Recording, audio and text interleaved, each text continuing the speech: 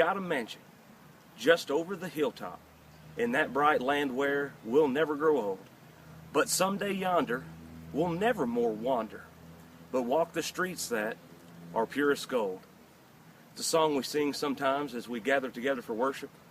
Another victory in Jesus says that I've heard about a mansion He built for me in glory. Today we're here in beautiful Afield, North Carolina, and you see the wonderful Biltmore estate behind us. The Biltmore estate was a house that was completed in 1895. It is America's largest privately owned home, comprising almost 179,000 square feet. That's right, 179,000 square feet on a campus of over 10 square miles. The house itself behind me has over 250 rooms. When we talk about mansions today, what we have behind me here, the Biltmore estate, is absolutely nothing compared to the mansion that Christ has for all those who are faithful to Him in heaven. As a matter of fact, in John 14:2, Jesus says, "In my Father's house are many mansions. If it were not so, I would have told you." He says, "I go to prepare a place for you, and I will come again and receive you unto myself." That word mansions is also used later on in the chapter in John 14:23. Jesus answered and said unto them, "If he love me, if a man will love me, he will keep my words. And the Father will love him, and we will come unto him and make our abode, our mansion, with him." John 14:23. You see, Christ has built us a mansion, not in the beautiful hills of North Carolina, but in heaven at the abode with God and the Father.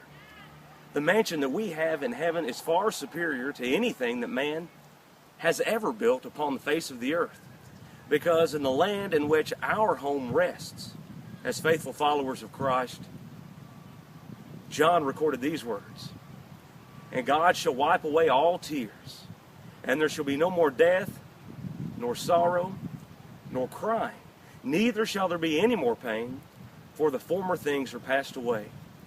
As we make comparisons today, and surely that is what we are doing, we understand that everything contained on this wonderful landscaped Biltmore estate grounds is physical.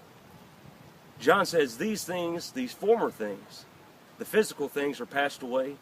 Peter says something very similar in 2 Peter chapter 3. While all these things will one day perish, the home that Christ has prepared for us and the habitation of God is forever.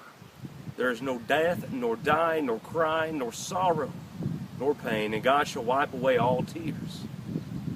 See, it is the fact today that heaven, where the mansion that Jesus has prepared for the faithful is at, that is the dwelling place of God, the abode of the saints, and the home of the soul. We like to all live in a mansion, and Jesus has freely promised anyone who would follow after him a mansion. "In my Father's house are many mansions," and we may all have one. But notice what he says about it. In John 14:23, if we love him and keep his words, then we can have an abode with the Father. We started in John 14, beginning in verse 2. We continue to verse 6. He says, "In my Father's house are many mansions." He says, "I go and prepare one for you. I will come again, receive you unto myself, and you may have one as well." In verse 6, though, he says, "I am the way, the truth, and the life." When we look at heaven and the mansion that is far superior to the one behind me that awaits in heaven, there is only one afterlife, one life where that exists. There is only one truth to tell us about it, and there is only one way to obtain it. If you want to dwell in a mansion that's greater than your own and grander than the Biltmore house behind me, then it's freely given through Christ in obedience to his word.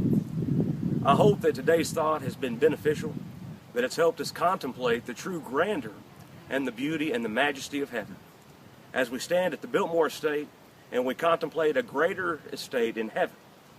I want to thank you again for tuning in. As always, I'm Josh Robinson, and this is Faith Afield.